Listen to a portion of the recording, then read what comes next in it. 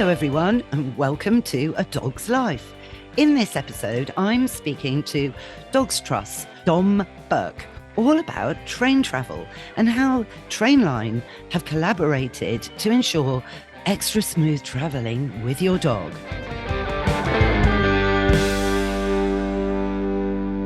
Dom Burke, thanks so much for joining us on A Dog's Life. Hi, thank you for having me.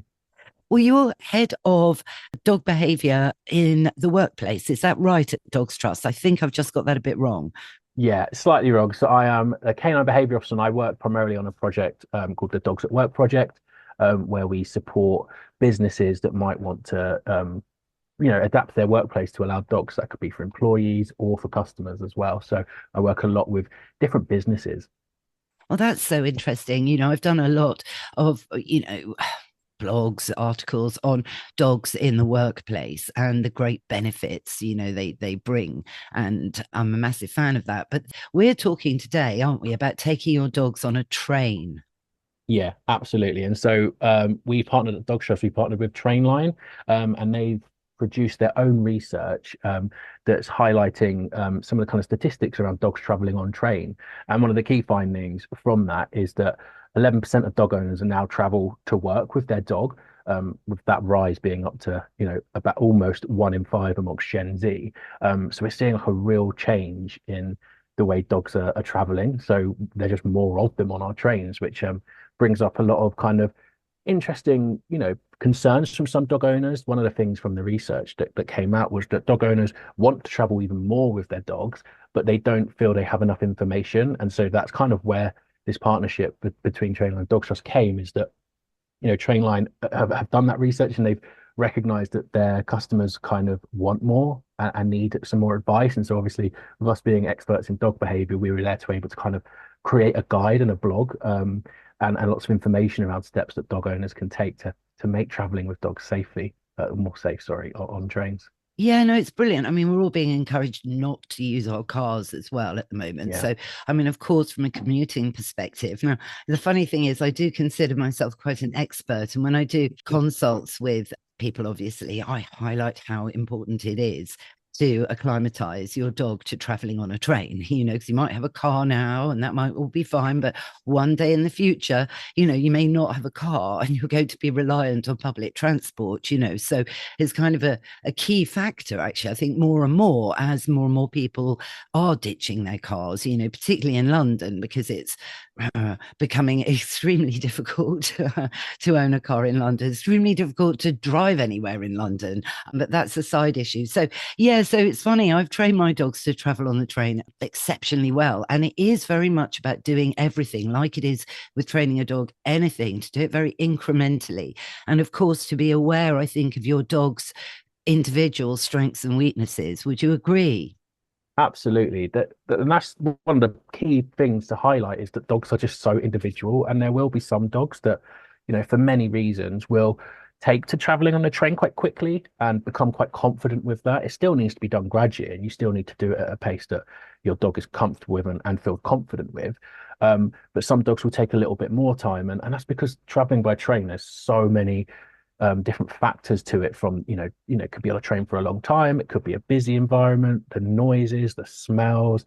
It's a really complex environment for dogs to navigate, and we know that some dogs navigate novel environments quite confidently and others might struggle a little bit more. And so that's where that introducing dogs really gradually and in a really positive way is just like so key to doing this, so that you're not kind of doing it in a way that makes dogs become more fearful of Well, traveling it's by train. exactly. I mean, that's the thing. But it's like a training opportunity traveling on a train, because, you're in a way doing everything. You're introducing them to lots of new people, which is a great thing to do, particularly when your dog, if you're blessed to have a puppy. I think it was Ian Dunbar that said by the age of 16 weeks, it's impossible, I think, for anyone to do this, but a dog should actually meet, might be 20 weeks, should meet 200 different people. Yeah, that is an Ian Dunbar thing. So I remember reading that thinking, how on earth am I going to get Molly to meet 200 people in 3 weeks? So there's that aspect. But as you said, it's all about the sights and the sounds and the smells and the movement and other dogs, even, because there are more dogs traveling on trains. So it's a great project. And I think people must remember, particularly if you've got a puppy, to have projects that you're going to do with your dog as training experiences. So what do you think? Yeah, like you said, it kind of really highlights, like you said, all aspects of having a dog in society today. Society's changed so much, and we're seeing dogs in places that we've never traditionally seen them, in the workplace, in a coffee shop, or at the pub. Especially, even like gastropubs where you are sitting down to eat. It's not unusual that as a dog, that dogs are allowed in those places, and so it's dogs are going to be around in a train that, like you said, they're around so many different people, and as you mentioned, around that socialization for puppies, having to meet so many different people. I think that's exactly why, because the range of people you meet in the world is so vast, and so dogs need to be confident with all of those people, and like you said, with the sights and the smells, just remembering what it's like from a dog's perspective, even things down to like what disinfectant's being used on a floor, and you're expecting a dog to lay down and be comfortable and relax. If it's like a really strong smelling product that's been used, that can be quite aversive, and we don't necessarily always consider the sensory environment that a dog experiences, I think, because we don't experience the world in exactly the same way, like dogs do. And so it really is that great opportunity to practice all of those skills. And so in the content and the guide that we've written for Trainline, we focus on that introductory phase, like we spoke about, but also what some of like the key skills to know are. A dog being able to settle is going to be really important, so that they're not feeling worried or kind of ready to kind of go. That they know, their expectation is that if you've trained them to settle, that you can put like a mat down or a blanket down. You develop the skill where they know how to relax on that blanket, and they can just lay down and enjoy the train journey, and just know that there's no expectations of them. So that makes it a lot easier. And even down Absolutely. to things like leave it, or like dropping something. There's so many But things that a these are dog can life pick up. skills, aren't they, Dom? Yeah, The leave it cue is key for walking on a pavement, exactly. It's bringing it all together. Yeah, Like so, it yeah. kind of epitomizes all of those important aspects of having a dog. Yeah, absolutely. Yeah, I mean, the disinfectant aspect you were talking there, I mean, that for me is a huge concern, actually, and I think that's something maybe the train operators should consider, if they're looking, to accept train tickets from people who want to travel with their dogs, to also understand. I mean, I'm a massive fan of putting, obviously, if it's, well, here's an issue. Okay. So it's important for train travel, massive, to think about the time of day. Obviously, some people, if they're taking dogs into work, they may have to get to work for 9 a.m. or, but whether they could talk to their employers about, suggesting they came in later and stayed later, so that they would be able to bring their dog into work without them being super squashed, for example, on the underground, which I feel that's a different sensory experience. I think overground train travel is one set of training skills. And then the underground, if you live in London, obviously not everyone does, is another big banana, as I would call it, because that is quite a different experience completely, and one to be done, with great thought processes. For me, it's my biggest fear, being on the tube and then getting stuck in a tunnel for whatever reason, even for a few more extra minutes, particularly if it's hot. That could be disastrous for your dog. I mean, that's something I'm really thinking about more and more, particularly because both my dogs are older now as well. But you're mainly doing the research, aren't you, for overground travel? Yeah, I think it covers pretty much all train travel. The questions are around kind of train travel. But it is mostly focusing on underground, but it absolutely takes into account the underground as well. And I think, like you said, it is different. There are more challenges. The underground, sorry, does tend to be busier, even not at peak times. And so there are extra things to think about, I think, with the underground. And like you said, it can feel, even as a human, sometimes you might feel a bit claustrophobic. I was in London. I don't live in London, but I was in London yesterday, and I was on the underground yesterday morning, and I remember just thinking, just trying to get into the dog's brain of how's a dog going to experience this environment, and just thinking about one of the things that I really thought about was the lack of a dog's ability to kind of get away. So Mm, especially if you're in a crowded area on an overground platform, quite often they're larger platforms. People are more spread out if you're kind of waiting for a train. But on the underground, even as you're traveling to the platform, you're kind of going through those tunnels around corners. It's all quite narrow. And I think what that leaves dogs with quite often is like a lack of choice or a lack of even a perception of choice because they can't really move in a direction that they might want to just to get away from whatever it is they Yes. might want to get away from. And Um, and it's also that's the yeah, sounds, yeah, and that you can't anticipate yourself either, So the human's out of control because you're not driving the train, yeah, and sometimes there are some really screechy sounds that come from nowhere, which of course the dog's hearing massively more amplified than you are. So that could also trigger noise sensitivity reactions in dogs that are noise sensitive. Yeah, it's an interesting one. It's a challenge, definitely. But going back to overground travel, something when I used to travel in, gosh, no one believes I did this because no one in their right mind normally would, but it was all in aid of helping my mum. I commuted in from Shropshire every week to London with, a young miniature bull terrier puppy and Mr. Binks. And we became quite famous actually. Well, because it's quite not a normal sight really. And something I trained Prudence, which I'd add to your skill sets actually, if I may, depending on the size of the dog, is to train middle and for their front feet to rest on your feet on a busy platform, because then you know where your dog is. So you're not at risk of, for example, a toddler running, at your dog, shocking your dog, maybe creating a reaction that they're not anticipating. Your dog is safe in between your legs. Similarly, on the tube, it's a great place to know, if you can't have your dog sitting on your knee on a seat, you know where your dog is, because if it is crowded, people aren't looking down. That's the one thing they don't do. So they don't look down. So with yeah, Mr. Binks being tiny, my fear as well is I'm a constant bag of nerves. My fear is someone would tread on him accidentally or kick him accidentally, which would be a disaster because he's quite fragile and 13. So obviously I have to carry him or have him in his hold all, which is great if you've got a small dog and you train them early on to really relax into a carrier of some description. But, not all dogs are carryable, are they, Dom?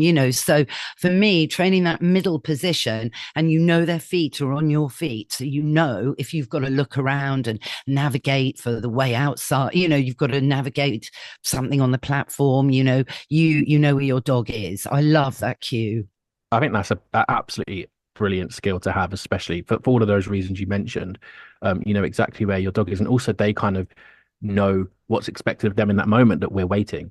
Mm. And they're not kind of expecting anything immediately to happen because their anticipation is that this is what I'm doing right now. And so that can be really useful in that aspect as well, of just keeping them calm and relaxed and focused on that moment. And like you said, as your attention is looking elsewhere, maybe you're looking at where the train's coming from, or you're checking the departure board, or whatever it is, you can still kind of keep an eye on your dog without looking at your dog, because you can use your other senses, so you're using tactile sense to know that your dog is right there and safe. And I think it's a great point because you can use your own personal space to protect your dog as well. So like I said, Mm. people aren't looking at your dog to know where they are, because they're not necessarily looking down, especially if you've got a small dog, but they see you and you can use that personal space that you have to kind Yes. of shield your dog. Yeah, absolutely. And of course, the other thing is with a bull terrier, she's built like a bolster, so someone could trip over her, which would cause, another set of issues.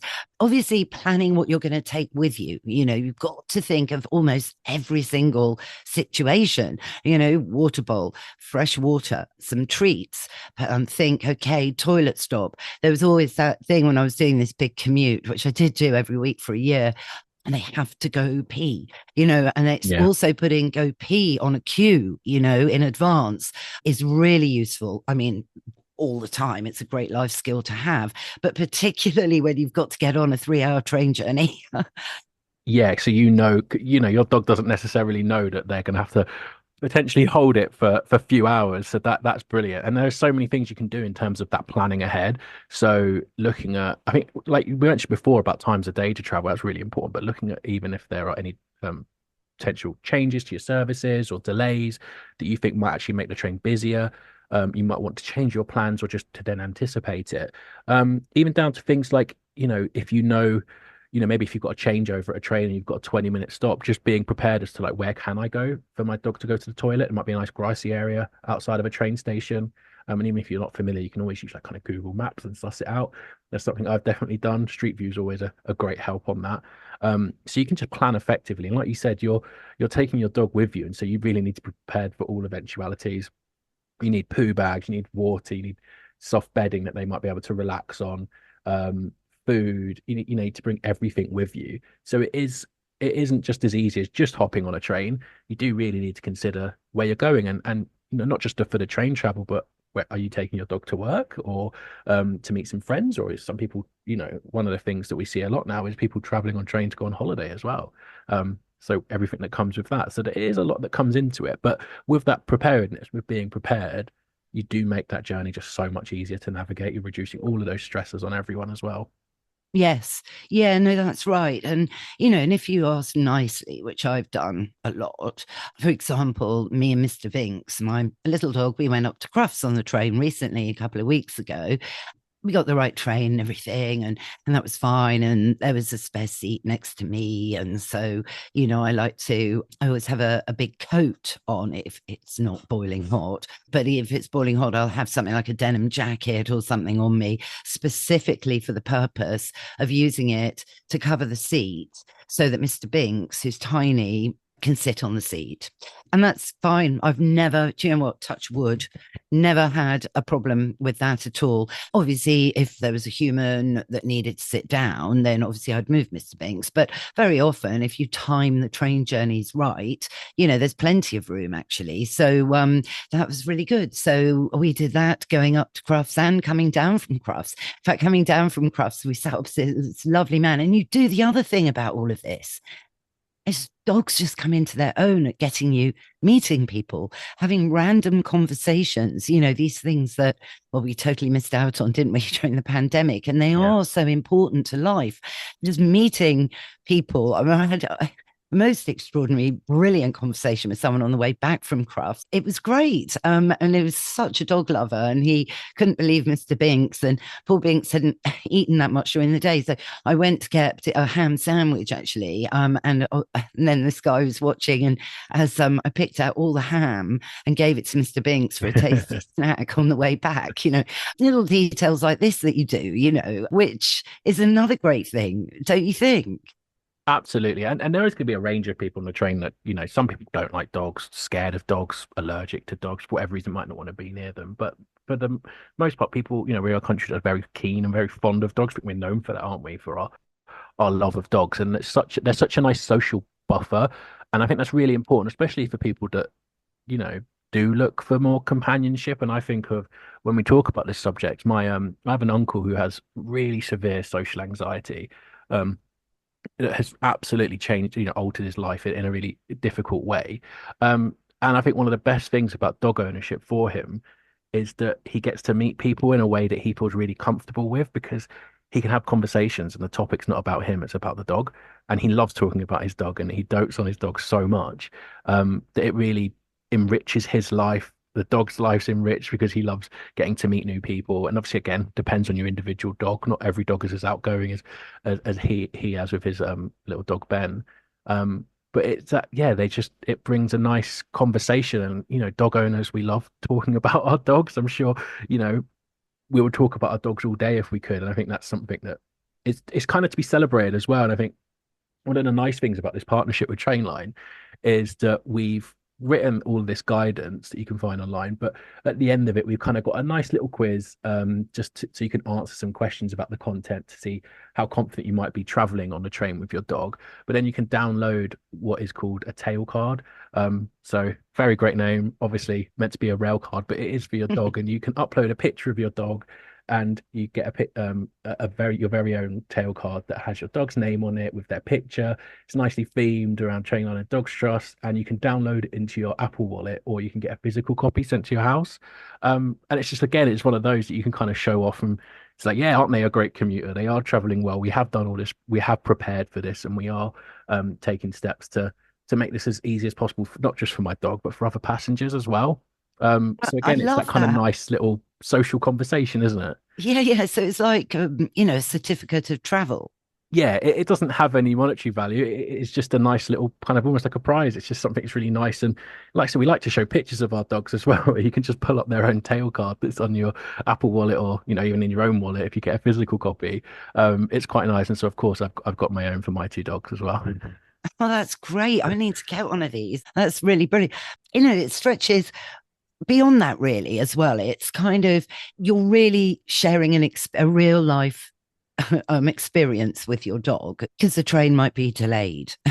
All right. The train might be cancelled. We've had that. And then you're having to navigate your own situation of, right, we've got to phone people, got to tell people I'm going to be late, and all this. But you also have to also think of your dog in this situation. Right, right, we've got to factor in another pee break now. So we've got to leave this station, go for a pee break, and then come back in, talk to the people on the gates, explain why you've got to get out and then come back Yeah. in, all of these other things. So your dog's following you, is listening to you, expanding their skill sets, understanding that something's happened because they may smell your cortisol rising because it might be a bit of a panic situation. It might be the last train or something. We've had that. You've got to actually find someone to stay for the night. We have had that. All the trains were cancelled out of Euston one evening. Unbelievable, because there'd been a big problem up the line. And that's also a test, for you and your dog to work together as a team. And I think for me, this is the whole point. You do have to work through situations, whether it's walking your dog every day, which I'm a great advocate for, so that you really understand what your dog's triggers are and you can make them better. And that's where this train travel thing, it is a brilliant training experience, isn't it? And developing this relationship with you. So you're sharing real-time experiences. Absolutely. It's like you're kind of navigating the world as a team. That's kind of how I like to look at it. And it's a real bonding experience, but it's one that does require you to have a really good understanding of your dog, and a good understanding of like the challenges you might face as well. So that preparedness comes into it so much.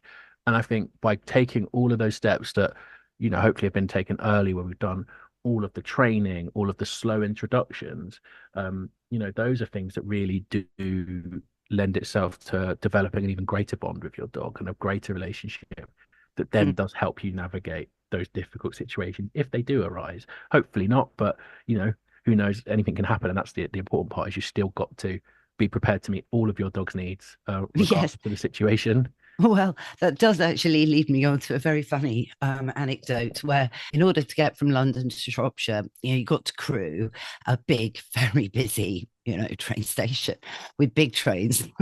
And then we got onto a smaller train to do the last leg of the journey. And it was on one of these evenings that it was pretty crowded. The dogs had their own seat with a coat, and everyone was busy and focusing on their phones and everything. And suddenly I thought, oh no, Prue's going to be sick because, there was that. I'm like, oh no, I don't believe this. So basically, luckily, I still had my brown bag that had my coffee in at Euston, right? And, like on an aeroplane, you have those thick bags so in front of you. So I said, that's what I thought of. I thought, right, stick bag. And I got this brown bag, held it by the handles, and got Prue to put her nose into the bag, and she just, very, very, swiftly, expediently, aiming correctly, was just stick into the bag. And then, so with minimum fuss, I just closed the bag, wrapped it up a bit and put it on my knee and kind of just looked around. And you could see that everyone had been watching, but then quickly everyone had just buried themselves back into what they were doing, reading a magazine or whatever. And we just carried on. So my top tip would be think of that in the future and be prepared.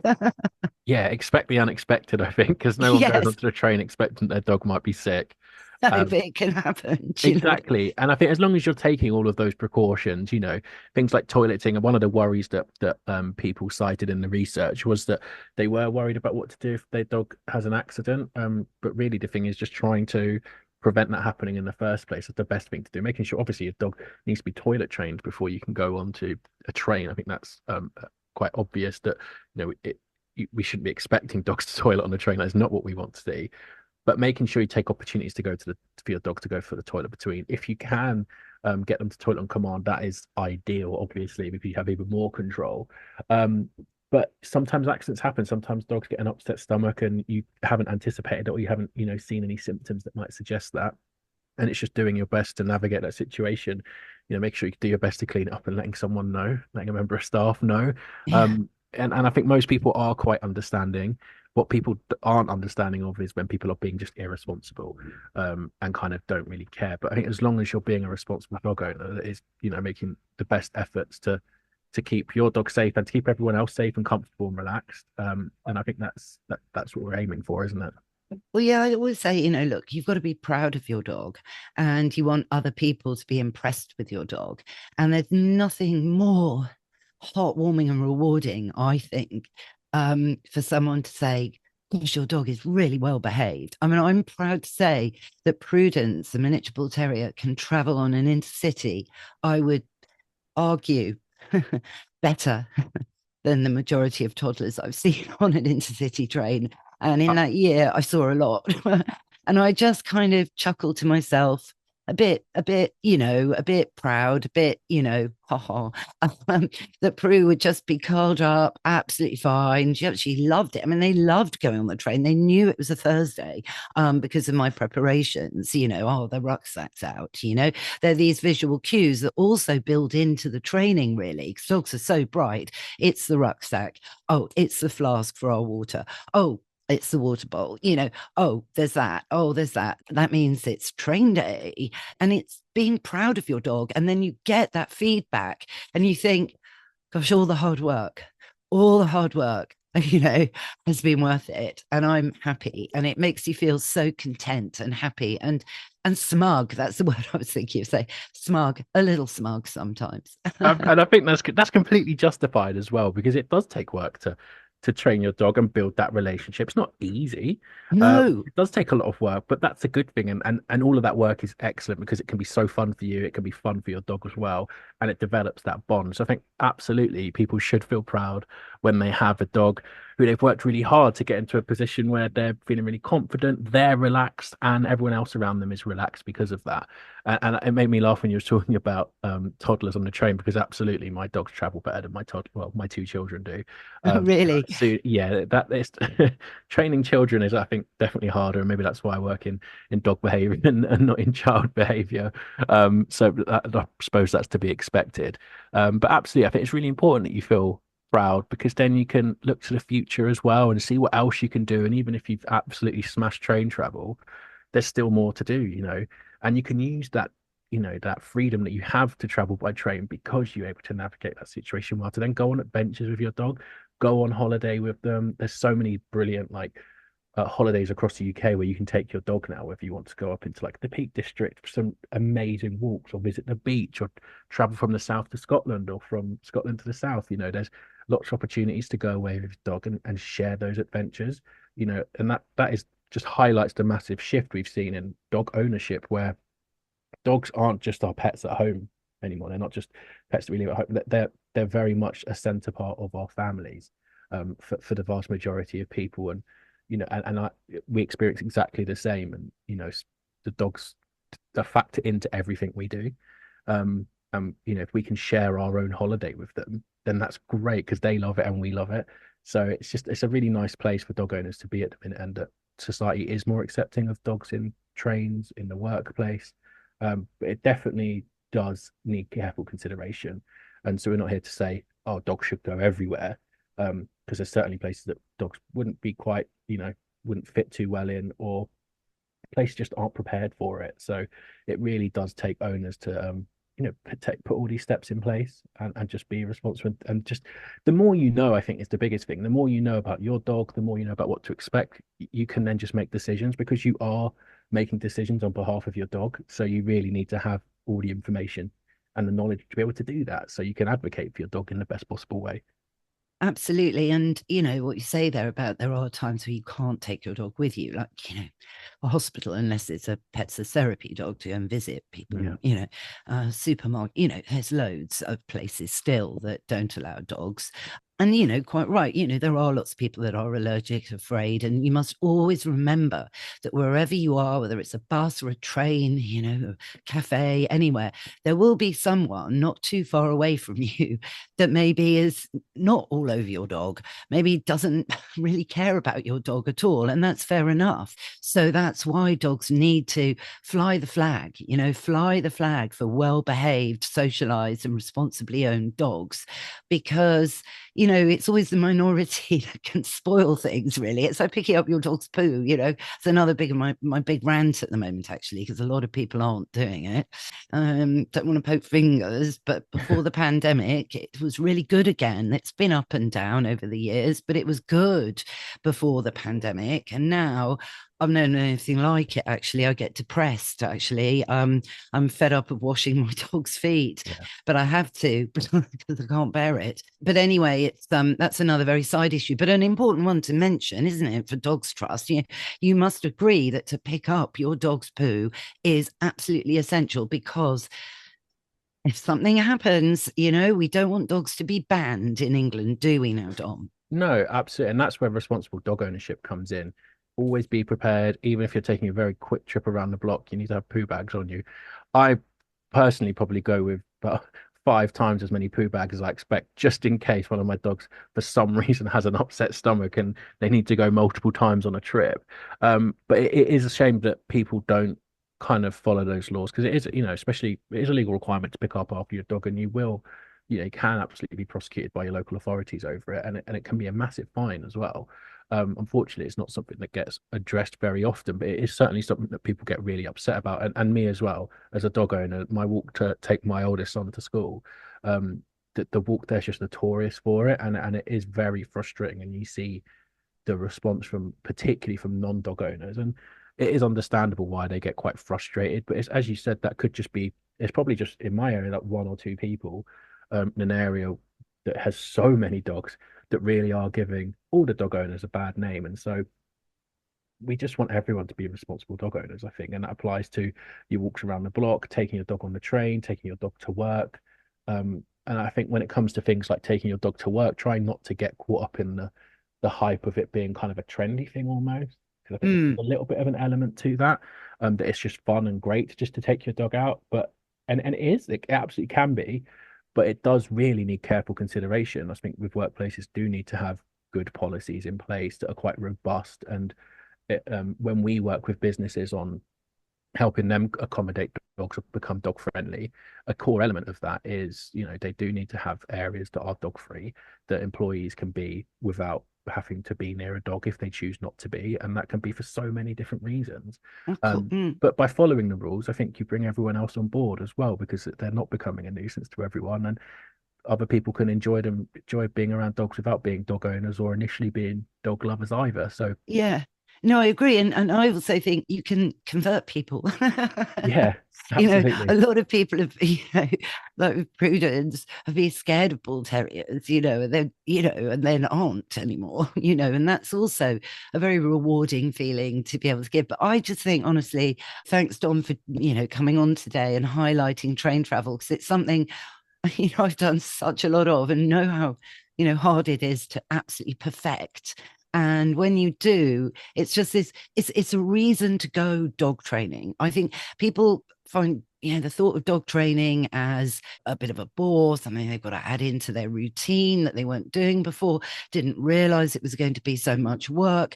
But if you've got something to motivate you to actually train your dog, like, that you have to do it, because you don't want to leave your dog home alone, you want to go to the office, then you're going to have to get some basic skills sorted out, which when you put effort, time, and patience into it, all dogs can do it. Some may take a little longer, but that's the thing. So maybe train travel could be this huge hook to actually motivate people to train their dogs. Absolutely, and when I think when you're looking at training, it's great. I like to look at it like I think I mentioned before, like you're doing this as a team. You're in it together, and you're both learning. And that is the reality: is you as an owner are learning, and your dog is learning.